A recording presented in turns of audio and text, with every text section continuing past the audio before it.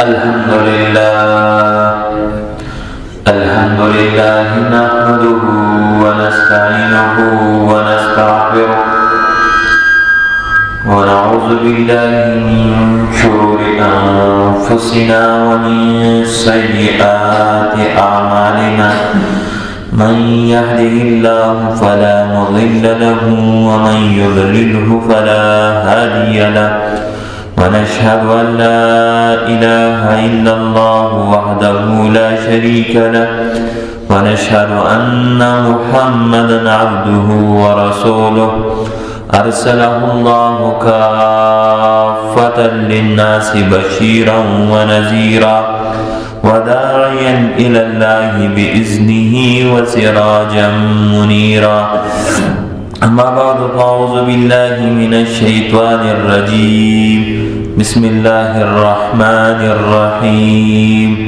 ومن الناس من يشتري لهو الحديث ليضل عن سبيل الله بغير علم ويتخذه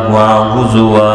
أولئك لهم عذاب مهين وقال النبي صلى الله عليه وسلم الغناء ينبت النفاق في القلب كما ينبت الماء الزرع أو كما قال النبي صلى الله عليه وسلم. درود شریف و من السلام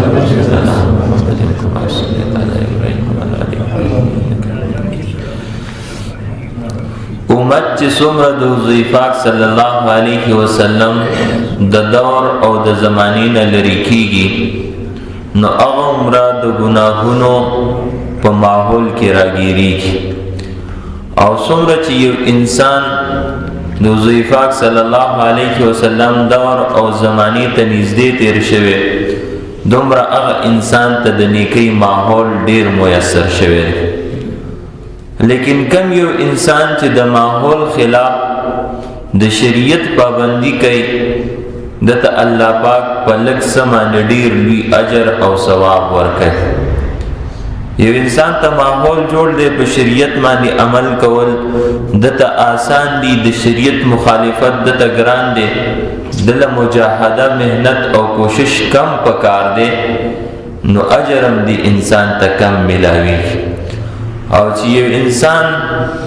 هغه مهنت کوي کوشش کوي ماحول جوړي د ماحول مخالف چلیږي نو په دغه صورت کې دغه مهنتونه سیوي مجاهدي سیوي کوششونه سیوي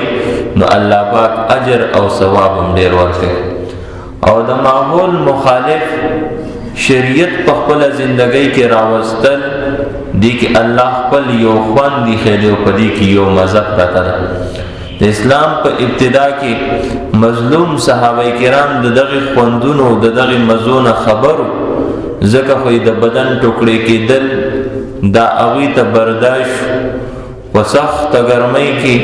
په ګرمو شګو باندې سملاستل دا ورته برداشت نيزي خنجر او غشي د په بدن باندې برداشت کول د دې وجه نه چې هغه ماحول د دین اسلام ماحول لو لیکن د ماحول مخالف او الله ته درسېدو مهنت او کوشش په خپل ژوندۍ کې راوستو. کم ګناهونه چې په معاشره کې بی انتها عام شوي دي ورځ په ورځ باندې ماحول د هغې نه ډکېږي او معامله دې حد ته رسېدلې ده چې نه پې څوک شرمېږي نه پې چاته افسوس کېږي او نه پې چاته ځان بد ښکاري. په هغې کې یو ګناه دا ډمتوب گانے بجانی او ډول سرنا ده. افسوس حضور پاک صلی الله علیه وسلم فرمایلی زر علی گلی شوی د دې مقصد د پاره ما چې د الله العبد آلات زمات کما او د حضور پاک صلی الله علیه وسلم امتیان داوی د دین او د اسلام دا وګیر خلق اوی لګی دی د زندګۍ مقصد جوړ کړی دی او پاره کې به انتها دندن نوتی دی. او بیا د دې نه غټ افسوس په دې مقام باندې چې یو انسان له الله خوشحالي ورکي او دا د الله ورکړې شوی خوشحالي د الله مخالف استعماله. افسوس په دې باندې پکاري چې یو انسان دغه په کور کې د واده او د خادي یو موقع جوړ شي چې دا یو مسنون طریقه ده د انبیاء کرامو، د اجرونو د ثوابونو د نیکی یو لاره ده، او دا د شریعت د عظیم عبادت دا په ډمتوب باندې، په فسق و فجور باندې او په ګناه باندې بدل کی، او بیا سو هفته مسلسل لګي د فسق و فجور دغه محفلونه سجاو کړي، او د الله قهر ته، الله غضب ته دعوت ورکړي، او د لایقې چې څومره نیکان خلقي منځګزار خلقي په جمعات کې خلق ناس دي، یا تلاوت کوي، ذکر کوي، یا درس کوي، هغوی خپل د نیکی کارونه په دغه ماحول کې کولی نشي. لیکن دغه دور او دغه زمانه کې یو انسان دغه مخالفت کوي، دغه د بندولو او د رکاوټ د لپاره اسباب جوړي، دام په جهادونو کې یو عظیم جهاد دی، او د الله د رضا یو عظیم کار دی. الله ته په ناخوخه کارونو کې یو کارګانه بجانا، موسیقي، رقص، سرود او ډول او سورنا ده، دا بی انتها الله ته ناخوخه ده. حضور پاک صلی الله علیه وسلم تم بی انتها ناخوخه ده. د قرآن پاک په 100 آیاتونو کې د دې مخالفت کړی شوی دی، او د حضور پاک صلی الله علیه وسلم نه په ډیرو زیاتو احادیث مبارکو کې د دې خلاف وعیدونه نازل شوي دي. د صحابه کرام اقوال او افعال د دې پر رد کې او د دې په مخالفت کې راغلي دي، او د امت اجماع د دې حراموالي باندې او عظیم او لوی ګناه او غټ جرم کې دوه باندې وارد شوي دي. او امت دا ټول خبرې شاته کړي دي، رسته کړي دي، او د الله مخالف دا قسمه محفلونه او دا قسمه پروګرامونه جوړي. قرآن پاک کې راغلي الله رب العزت فرمایي ومن الناس من يشتري لهو الحديث، بعض خلق داسې دي چې هغه لهو حدیث د لهو لعب د خبرو سيزونه اخلي، ليضل عن سبيل الله، د پاره د دې چې خلق د الله د لارې نه گمراه کی بغیر علم، دي ته په دې معنی هیڅ قسمه علم او پوهه نشته، ويتخذها هزوا، او د دین اسلام د احکامات د یو ټوکی او مذاق جوړ کی. اولئک لهم عذاب مهین، د دې خلکو د پاره د بیزتی او د رسوایی عذاب دی. دا آیات مبارک نازل شوه دی د نضر ابن حارث متعلق. نضر ابن حارث د مکی مکرمه په مشرکانو کیو، او حضور پاک صلی الله علیه وسلم سره به دشمنی کوله. حضور پاک صلی الله علیه وسلم مخلق ته د قرآن پاک آیات مبارکه تلاوت کول او په خلکو به اثر کو، نو د هغې د روک تام د پاره نضر ابن حارث دا طریقه اختیار کړه چې ایران ته رالی، او د ایران نه د دې ځای نه ځان سره ډمه بوتله، هغې خلکو ته ګډوله، او د هغې په ذریعې به خلکو ته ګانې بجانې ویلې، او خلکو ته ویل د حضور پاک صلی الله علیه وسلم خبرې ما اورئ، دې خبرو ته کښېنئ. نو دوی د اسلام په مقابله کې او د قرآن په مقابله کې د ډمتوب او د کنجرتوب یو ماحول جوړ کړو. الله رب العزت فرمایل د دوی د پاره د رسوایی عذاب دی.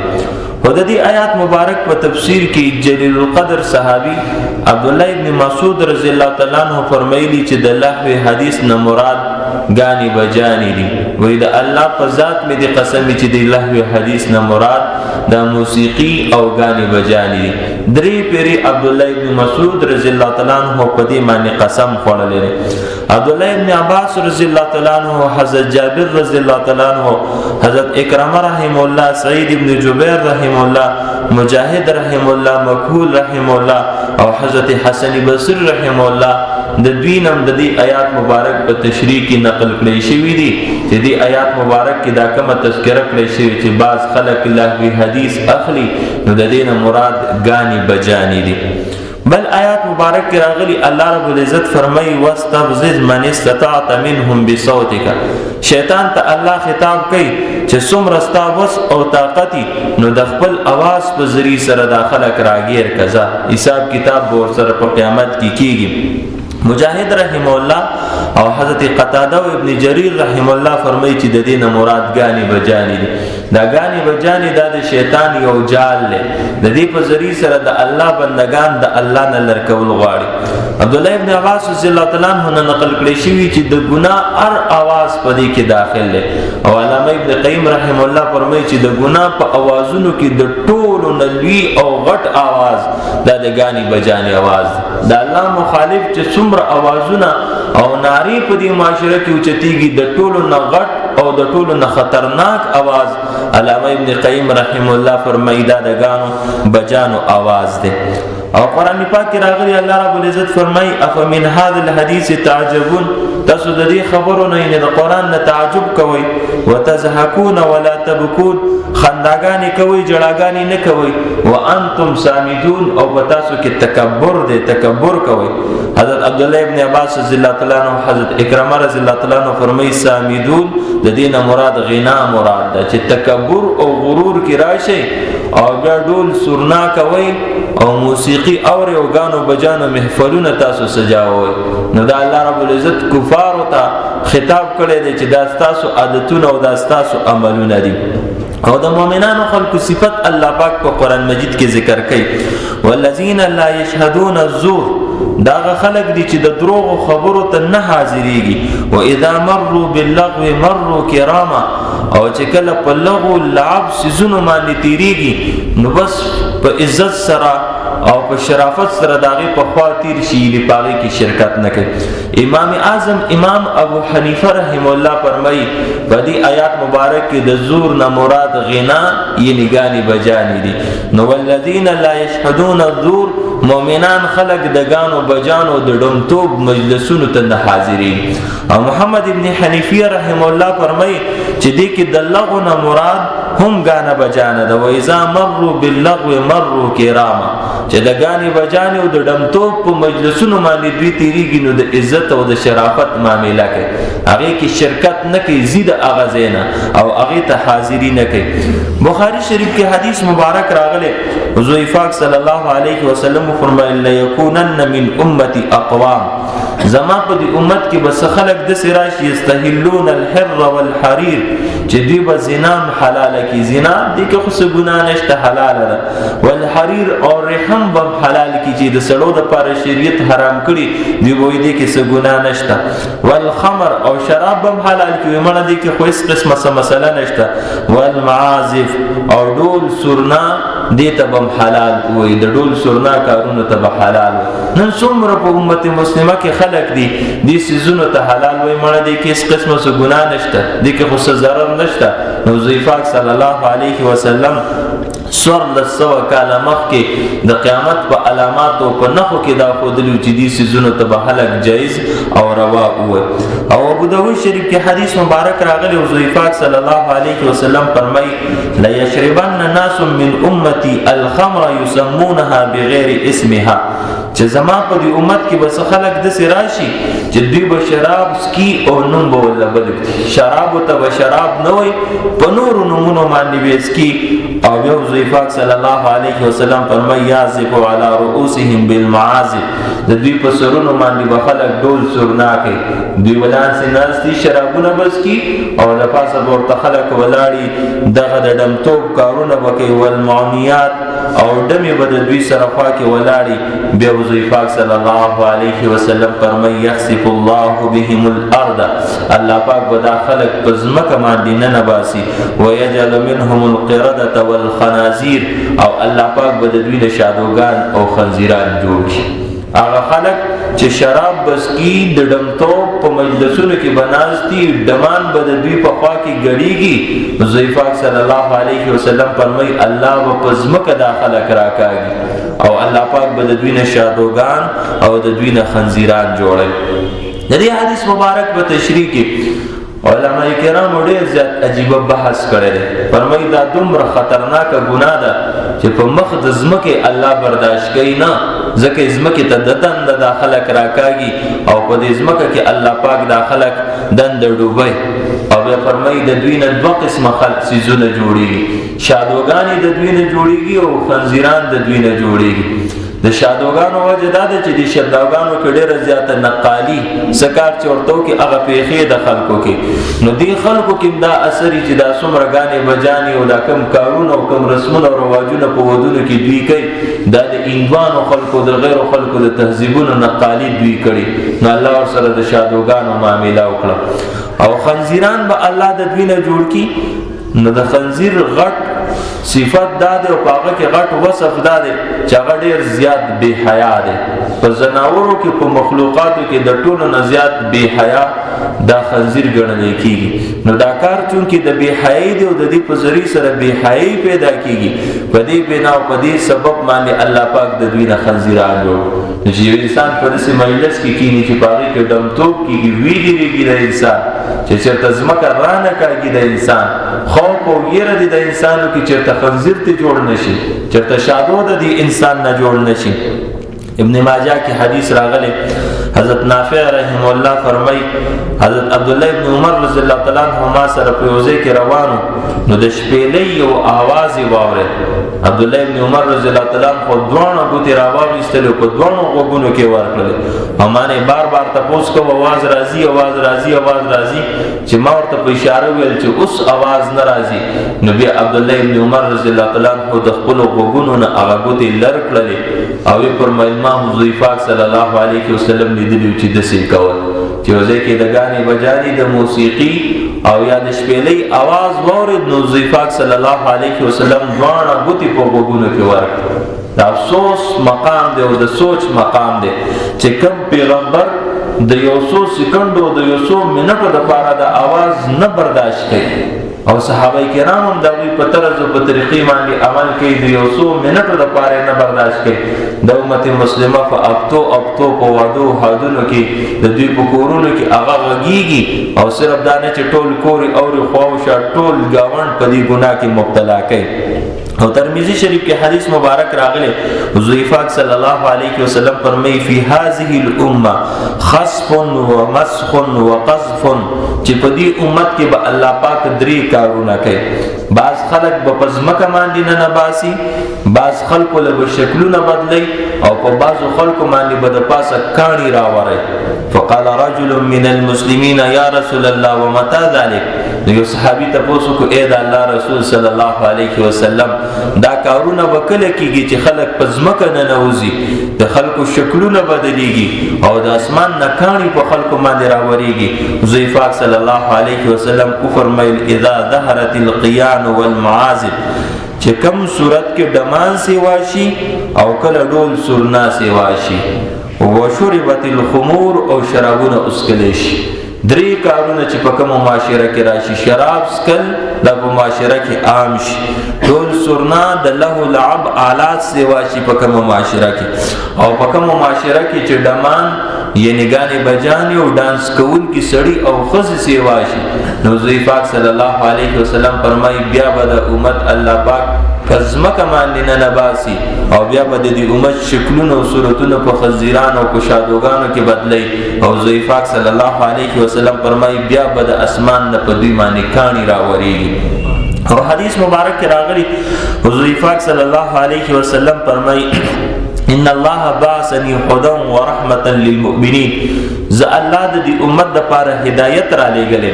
او د دې امت د پاره رحمت را لېګلې و امرني بمحق المذابير والاوتار والسليب وامر الجاهليه او الله پاک ما ته حکم کړی دی چې زه ختم کوم د دې دنیا نه مزامیر شپېلې یعنی رګانو بجانو د دې آلات والاوتار او د جاهلیت شرکیت اویزونه داته ختم کما والصلیب او د صلیب نخې د دوی نه ختم کوم او امر الجاهلیه او د جاهلیت کم کارونه لري د دوی نه میټاو کم او داته لری کم نو ضیفات صلی الله علیه وسلم د خپل نبوت او د لیاست دو مقصدونه ګرځولې دي چې د مؤمنانو د لپاره هدایت او رحمت ما او د دې آلاتو د ختمېدو د لپاره راغله نو علماء کرام فرمایي چې د چا په ژوندۍ کې د موسیقي د آلات د غاني بجاني نو دا خلق د حضور پاک صلی الله علیه وسلم د لیاست رحم او کرم دوی ته نه دی ملاوي حضور پاک صلی الله علیه وسلم د دنیا ته راغله ډیر لوی د الله رحم او کرم او نعمت او احسان دی. او د دې احسان نه هغه خلک بهراور شوي دي چې کوم خلک د حضور پاک صلی الله علیه وسلم د زندګۍ او د بعثت موافق چلیږي. چې کوم خلک د هغې موافق نه چلیږي نو هغوی ته د حضور پاک صلی الله علیه وسلم رحم او کرم دا ورته نه دی رسېدلی. بل حدیث مبارک کې حضور پاک صلی الله علیه وسلم په خپل د دې د آلات تذکره فرمایي الکوبۃ حرام والمزامیر حرام، چې دا ډولونه چې کوم دي او دا شپېلې چې کوم دي حضور پاک صلی الله علیه وسلم فرمایي دا حرام دي. او حدیث مبارک کې راغلي حضور پاک صلی الله علیه وسلم فرمایي الغناء ينبت النفاق في القلب كما ينبت الماء البقل، چې دا غاني بجاني د انسان په زړه کې منافقت د سروچتای لکه سرنګ چې پټیله اوبو ورکی او دا فصل او غیار اوچتای. دا ډېر زیات عجیبه حدیث مبارک دی. بار بار بتا سوریدلی خودی کې د سوچ او د فکر خبره ده چې یو انسان وای دا غاني بجاني د روح غذا ده، نو دا د منافق روح غذا ده، د منافق د زړه غذا ده، د مسلمان د زړه غذا ده نه ده، او دا د روح غذا نه ده، دا د خواهشاتو د نفسونو غذا ده. او هغه خواهشات او هغه نفسونه چې د منافق انسان په زندګۍ کې. او د دې حدیث مبارک په تشریح کې عالمانو یو ډېر زیات عجیبه خبره لیکلې ده چې کوم یو انسان غاني بجاني اوري دا دی ویریږي د منافقت په مرګ باندې چرته دا مړ نشي، دا چرته د اسلام نه محروم نشي، منافق د دنیا نه چرته د انسان لاندې نشي، نو د عقیدې په نفاق کې چرته مبتلا نشي. او د دې نه علاوه کوم یو انسان چې باغ کې د غانو بجانو عادتي بده کې به د منافقانو خصلتونه او عادتونه، د منافقانو خصلتونه او عادتونه سدي. حضور پاک صلی الله علیه وسلم فرمایي چې خبره کوي دروغ بوي، چې امانت ورسره کینی خیانت به پکې کوي، وعده چې د چا سره کې خلاف ورزي به داغه کوي، چل چال چې د چا سره راشي پاغي کې با کنزل کوي. نو دا عادتونه بدګانو بجانو په وجه خپل د دې انسان په دې ژوندۍ کې پیدا کیږي. نو دا دومره لوی اسباب دا پیدا کیږي د دې ګانو بجانو په سبب باندې. نو حضور پاک صلی الله علیه وسلم فرمایي چې دا د انسان په ځل کې نفاق د سروچتای لکه او بچ څنګه فصل روچتای. حضور پاک صلی الله علیه وسلم قیامت ته نږدې د مختلفو گناهونو تذکرہ فرمایلی و چې مختلف قسمه گناهونه براشي. باقي کیو فرمایل وظاهرت القینات والمعازف، پدې کې بدډول سرنا آلات او افرادم پیدا شي. دمتوب کون کی خلق او د دمتوب آلات دا بسې واشي. نو حضور پاک صلی الله علیه وسلم فرمایل چې کله دا ډانس کون کی خلق او د دې د آلات سیواشي فرتقبوا عند ذلك ريحا حمراء، نو په دغه وخت کې تاسو انتظار وکړئ یو سره هوا ته چې د الله د هلاکت د قهر او د عذاب یو سره هوا په تاسو باندې او چلیږي. وزلزله او زلزله په تاسو باندې راشي، وخسفه او پزمکه باندې تاسو نه باسلې شي، ومسخه او شکلونه تاسو بدل کړئ شي، وقذفا او کانی په تاسو باندې وروړي، وآیات تتابع کنظام بار قطع سلكه. او حضور پاک صلی الله علیه وسلم فرمایي چې د الله د قهر او د غضب د نور علامات نخي او اسباب پتا سو باندې راشي مسلسل، لکه څنګه چې یو زوړ امیل لاغي تار اوش کیږي مسلسل داغه نه لاندې دانی پریوزي. نو دس یو آفت پسبل آفت، یو عذاب پسبل عذاب، یو قهر پسبل قهر، دا پتا سو باندې راشي چې کله د ډول سورنا آلات او غانو بجانو ويون کی خلق دا په معاشره کې سیواش.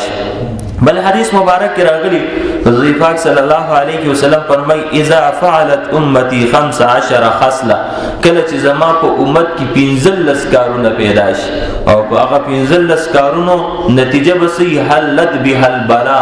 نو بلاګان او مصیبتونه په دې باندې راشي. باقي کې فرمای واتخذت القيان والمعازف، چې غاني بجاني ويون کې خلق او داغي آلات سیواشي. حضور پاک صلی الله علیه وسلم فرمای بیا به بلاګانی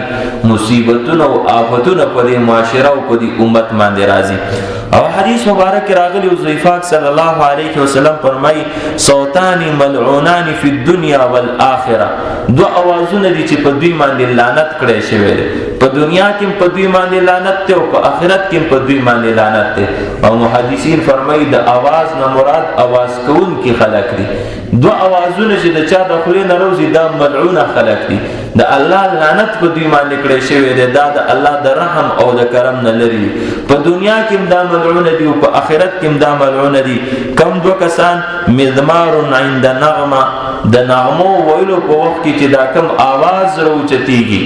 دا حضور پاک صلی الله علیه وسلم فرمایي ملعون आवाज ده. ورنه عند مصیبه او د مصیبت په وخت کې چې کوم چغې سوري وکړي کی غم چې راشي आवाज سره چغې سوري او جړا کول دا ملعون आवाज ده. څوک یو کاږي په دې سړی باندې لعنت ده. او د خوشحالي په وخت کې کم خلک چې الاګانی وکاږي د خوشحالي د وخت دغه الاګانی دام د لعنت والا आवाजونه دی په دې आवाज کوون کې انسان باندې الله لعنت کړي.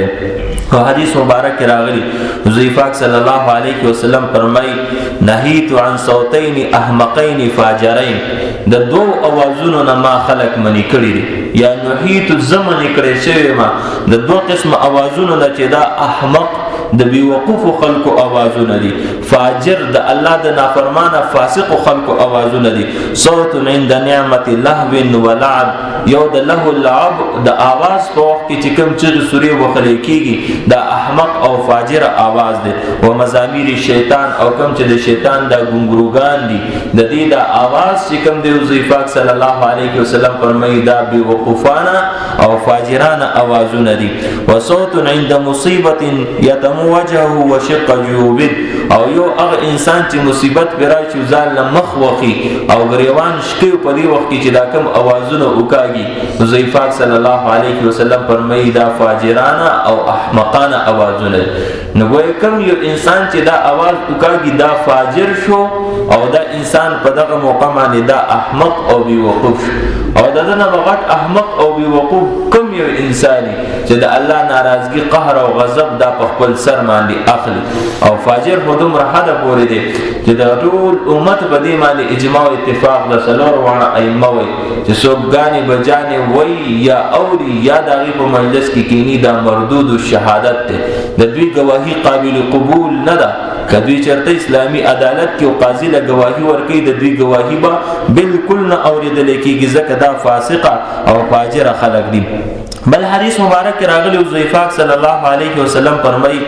یمسح قوم من هذه الامه فی آخر الزمان قردة وخنازیر چې امدی امت کې د حضور پاک صلی الله علیه وسلم په امت کې په آخر زمانه کې وس خلق خنزیران او شادوغان شي. قالوا یا رسول الله الیس یشهدون ان لا اله الا الله وان محمد رسول الله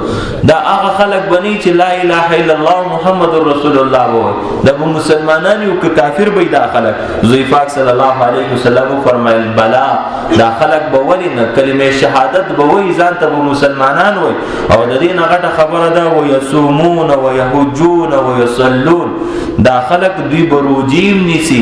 دا به حجون لمزی دا به منزونم کوي منزونه بم کوي روجی بم نیسی حجون لبمزی کلمه د شهادت بهم ویلی لیکن د دې په وجود به دا خلق خنزیران او شادوغان شي. قیل فما بالهم اذا الله رسول صلی الله علیه وسلم به د دوی جرم سره چې مسلمان منځګزار حاجی صاحب او روزدار سره او داغه خنزیر او شادو جوړه شو. قال اتخذوا المعازف والقینار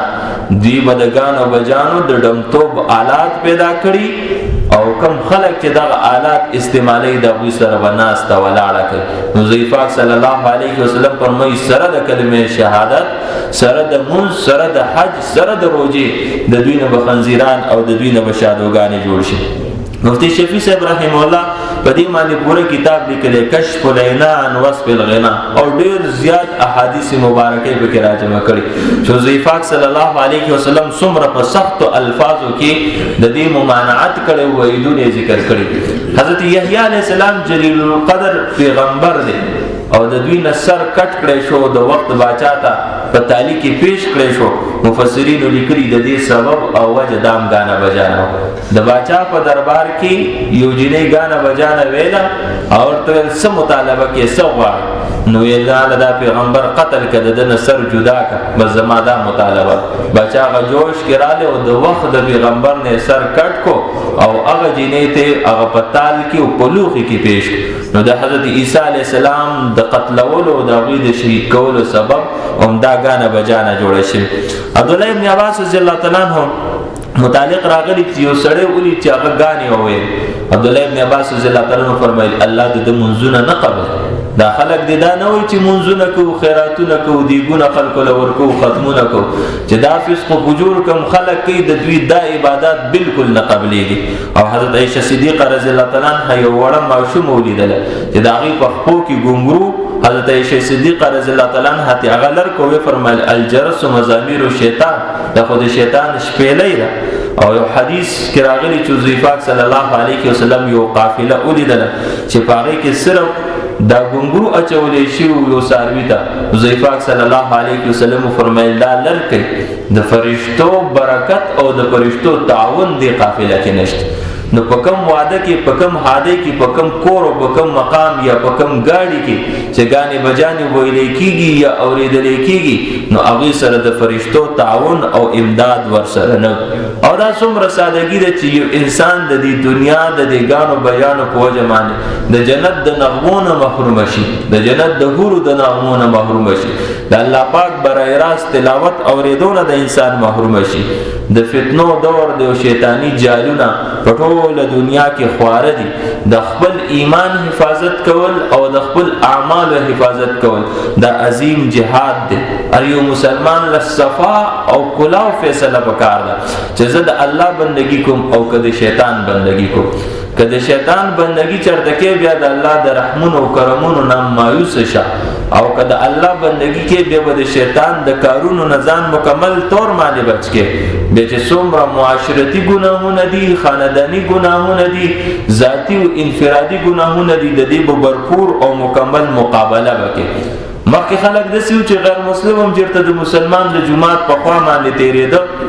نو دا ټول سنت د سيزونه به منې کړه او بند به کړه د مسلمانانو عبادتګاه د دوی په خوا کې مکو. اوس حالات دې تر رسیدلي چې په جماعت کې امام لګي جمع ورکې تلاوت کوي د قران درس کې او خوا کې په گاوند کې ور سره پټې لګولې شي څوک پوهیږي نه چې اوس د الله کلام وورو کداغه وورو او دومره حتی خبره رسیدلې په اپتو کو میاشتو غانې بجانې خلکو توریدلې کیږي چې زمون یو مولانا مرګره دی هغه ویل چې خوا کې واده د جمعه سره په خوا کې او بشماره غانې راته یاد شي نو مرګرو خندل چې غانې راته څنګه یاد شي چې جمعه تلار شم بس دغه صرف اورم نور سنارم نو په ما باندې په یادو باندې یاد کړ نو په منځګزارو خلکو باندې په جمعات کې غانې بجانې دا په یادو باندې یاد کړې شي. د امام ابو حنیفه رحم الله د مذهب فیصله دادا چې سماعه اسم چې د غانو بجانو د اوریدل دا لوی او عظیمه ګناه ده والجلوس به فسق او چې کم خلق دغل تناس تکی په دې مجلس کې دا فاسقان دي والتلذذ به کفر او کم خلق چې د دین خوان او مذاق دا کار د کفر دی دا د اسلام کار نه دی د دین خوان اغستل او مذاق استل دا د کفر کار. او څومره د افسوس خبره چې یو مسلمان ته ویل شي په جمعات کې تعاون وکړه په مدرسه کې تعاون وکړه یو غریب سره تعاون وکړه نو د 10 روپو لوټ راواخلو مخواړې ولې ورک او کله چې دغه د دمتوب مجلسونه کیږي نو دسه خلک چې پردي گاډي انزي اغویم په زرونو باندې شیندي دسه خلک چې پردي دیاړګانی کوي اغویم په زرونو باندې شیندي. پورز د قیامت د بنی آدم قدم خوځېدې نشي چې د دنه په تفوسونو کې یو دا تفوس نکړې شي او فيما انفقته د مال په کم ځای کې خرج کړي د دې په تفوس کېږي او د دې په پختنه کېږي نو دغه د فسق او فجور په مقامات او بوزینو کې دا پیسې خرج کول دا د الله قهر او غضب ته دعوت ورکول دی. پورز د قیامت الله ته ګیریدل دي دا الله به تفوس کې چې دا په کوم مقامات او په کوم ځایونو کې دا پیسې تاسو خرج کړي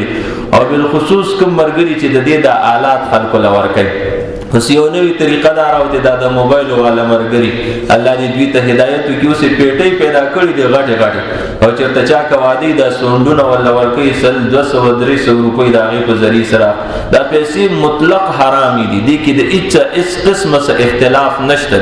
او دا پیسې چې کوم جسم موجود کې شامل شي منځونه نه قبليږي د دې خلق. او ضعیفاک صلی الله علیه وسلم فرمایي د جسم کومه غوښه چې په دې باندې جوړه شي دا د جهنم د اور لایق او مستحق ده. دا آلات ختم کړي، خلکو له مور کوي دا سيزونه په کراياګانو باندې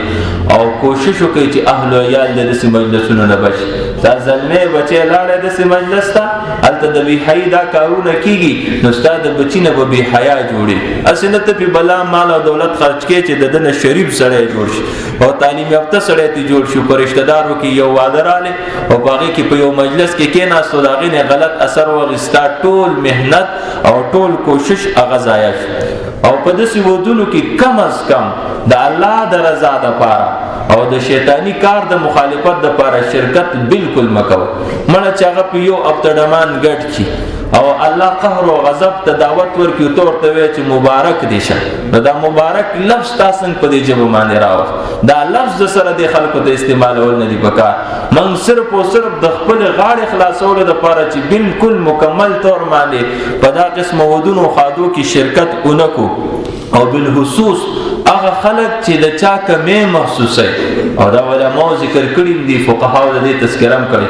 چې په کوم ودونو کې دا قسمه معاملات وکړي شي هغه خلک دي بالکل په دې کې شرکت نه کوي چې د چا کمې پکې محسوسي چې دته یو تنبیه وشي چې پلان کې رااله نه راغلی چې سبب بل هادي راځي او دا سوچ کوي الکه ګوریا تیر واده کې پلان کې نو راغلی برانه خپش. نو دسي معزز خلک کاغه عالمان دي او که د دنیا په اعتبار سره عزتمن خلک دي یا د رشتې په اعتبار سره دوی ته نږدې او اهم خلک دي چې هغه مکمل طور باندې د دین قطع تعلق وکي او په داسې موقعو کې مکمل طور باندې شرکت ونکي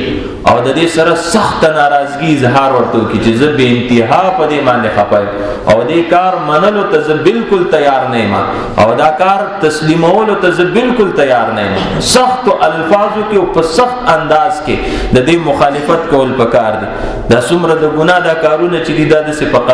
قلاره داخليږي. اول خلک د معمولی نرم شانتی کیول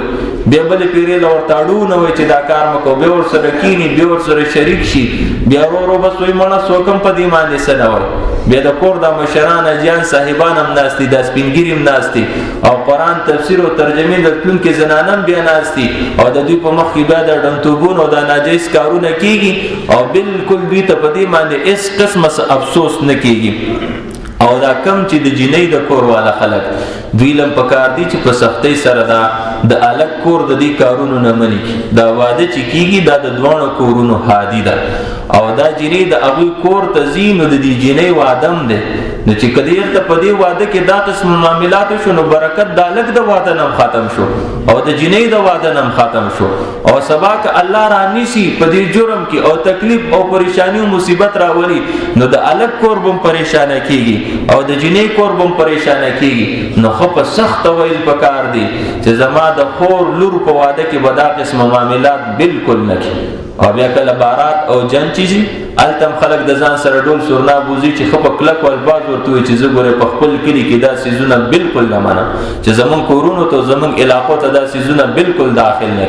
او دا غي سره سره پکار دادي چې په شورو کې دا موږ څنګه شرطونه د چې سو تولې کاله به کې او کمره به جوړه پلان کې سیس به کې پلان کې سیس به کې چې په دې کې دا شرایط کې خود له شي ورته ویلې شي چې لور یا خور خود الله در کوم خو ګره په دې شر سره چې شیطانی کارونه په یو موقع کې نه کې رسمونه او رواجونه به مکمل طور باندې نه کې چې دا ور سره خلک او مکمل خبر او کړی شي. یو عربي زنانه ډېر زیات عجیب خبره لیکلې ده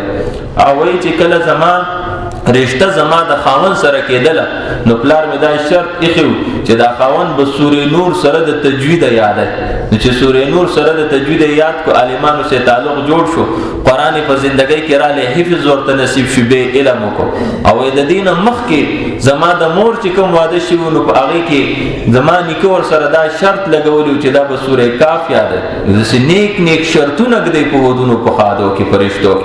په مضبوطه سره دا خبره کوي چې ګوره په دې شرط چې په یو موقع کې دا قسم شیطانی کارونه زه بالکل نه منمونه تسلیمو زه خپل خور او لور تبا کول نه غواړم، د الله قهر او د الله غضب سره مخ کول نه غواړم. او په داسې موقعو کې بیا دا خوشي تشي پردي خلک راځي او پردي محفلونه ګرمای. خلک وایي مړه ګاونډیان دي، ملګري دي او دوستان دي، خفه کېږو څوک یاره چې مونږ خو په خپله مالینه کو، خو بس دا خلک راځي د ګاونډ او دا خلک مونږ له شمې راوړي او پلان کې سیز راوړي پلان کې سیز راوړي. د دې نه لویه د بېوقوفۍ خبره په دې کائنات کې نشته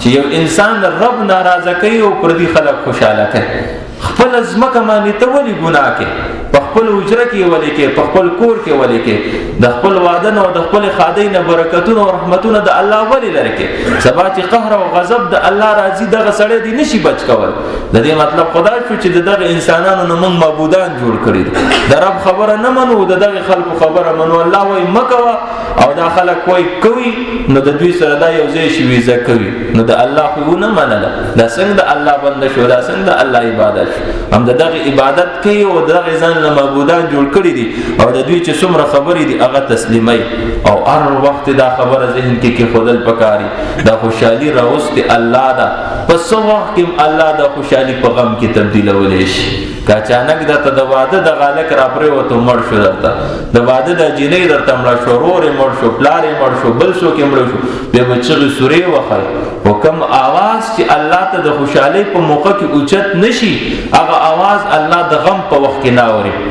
نن په غمونو کې چغې سورې وهو بیا هم دعاګانې قبلېږي نه. وجه او سبب صحیح کله چې خادي او خوشحالي راشي نو پاغي کې د شیطان د خوشالولو اوازونه موږ روچت کړي، پاغي کې بیا د الله د راضي کولو اوازونه زمونږ په ژوندۍ کې ناراضي. د دې نتایج ډېر زیات خطرناک،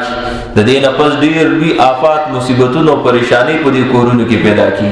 او انفرادي تور باندې د دې قسمه سيزونو نه بالکل ځان بچ کول پکار دي. غانا بجانا کاغه په گاډي کې او په موبایل کې او په هر مقام او په ارزه کې بالکل 100% دا تر کول پکار دي. مکمل طور د خپل غوګونه د دینه محفوظول پکار دي. دا شیطانی ګند او شیطانی نجاست ده. ورځ د قیامت به د انسان په دې غوګونو کې ګرمکړې شوی وسپنه اچولې کیږي. نو ګرمکړې شوی وسپنه اچول دي په دې خپل غوګونو کې دا سيزونه اوریدل او د کور کوم مشران چې دی ویل په دې مقام کې خاص سخت موقف اختیارول پکار. ډرپوکی نه ده پکار چیرې خزې دي بس څوک واده دي مجبوري ولکان دی او دادي او هغه دي نه د الله مخالفت تروتی دی او مقابله کې نو تم خپلک موقف اختیار کا په دې موقع کې ځان خفقه ځان ناراض کا مخالفتونو او رکاوټونه پیدا کړي چې دا قسم معاملات نه کی. او الله دې زمون حکمرانانو ته هدایت وکړي. الناس علی دین ملوکهم د عربو دا محاوره ده چې خلق د خپل حاکمانو په طرز او په طریقه باندې. علامه ابن کثیر رحم الله لیکلی ولید بن عبد الملک د مسلمانانو باچو دا غټوله دلچسپي چې کومه و بس هغه په اماراتونو جوړولو کې و. نو خلق به چې کله یو بل سره ملاویدل و امارات بسنګ جوړو کم ځای کې به جوړو څنګه به جوړو صرف او صرف د اماراتونو د جوړېدو تذکرہ وکیدل. حجاج بن یوسف په دور کې صرف قتل او قتال او سرونه کټکول د یو بل نو خلق به چې یو بل ته مخامخ شوم دا خبره به کول نن به د چانه سر کټ کیږي پرون د چانه سر کټ صرف د سرونو د کټ کېدو باسونه بکیدل. سلیمان بن عبد الملک باچا چراله نو داغه په دوه سيزونو کې ډېر لوی دلچسپي و په خوراک څخه کې او په ودونو کې. نو خلکو به صرف او صرف دغه باسونه د یو بل سره کول چالکه سبب په خو څنګه به په خو کم ځای کې به په خو سو ودونه دي کړی دي او سو ودونه دي نه دي کړی. هارون رشید باچا په دور کې هارون رشید باچا به صرف په وینځو کې دلچسپیانه ساتل. نو خلکو به صرف دا باسونه کو چې وینځ دی اغسته او کدی نه دا اغسته پسو دی اغسته دا وسنګ دی اغسته. عمر بن عبد العزيز رحم الله چې کله باچا جوړ شو نو هغه په قران او حدیث کې دلچسپي ساتله. نو خلک به چې کوم ځکه ملاویدل او کې ناسل تپوس به کو تاسو مر قران یاد کړ سو احادیث درته یاد دي سو کتابونه دي د احادیث ویلي دي. الله کدوی ته هدایت کو دوی کې د نیکی شوق پیدا شو خلکو کې بم د نیکی شوق پیدا او کدوی د سلیماګانو د جوړولو سوچونو فکرونه کوي او سرمایي پاغي باندې لګي نو قوم او رعایا دا به خود دي سيزونو طرف ته مایل کیږي. الله پاک دې مونږ ټول ناراضي شي و ما علينا الا البلاغ. امين. والصلاه والسلام على سيد الانبياء والمرسلين محمد وعلى اله وصحبه اجمعين. الله موږ ناراضي شي ګناهونه معاف کړي یا الله د څو هفتو نه چې زموږ د کلو کې دا کوم ډمتوبونه وکړي شو یا الله د ټولو خلکو ته هدایت نصیب کړي یا الله د دغه قهر او عذاب نه راکلي محفوظ کړي یا الله د خپل ناراضګۍ نه وساتي یا الله توفیق دې ټول مسلمانانو ته ورکړي چې د شریعت مطابق یا الله خپل غمونه او هادي کوي یا الله د شریعت اتباع ټول ته نصیب کړي د حضور پاک صلی الله علیه وسلم عشق او محبت هم نصیب کړي پاکستان او تمام اسلامي بلاد دار قسم آفات او حوادثات نه محفوظ کړي مونږ ټول ناراضي شي صلی الله تعالی دا مرګره راغله د عثمان زونه د مدرسې د چاندي په سلسله کې تعاون ور سره وکړي او اذان نه پس به ان شاء الله سنت کو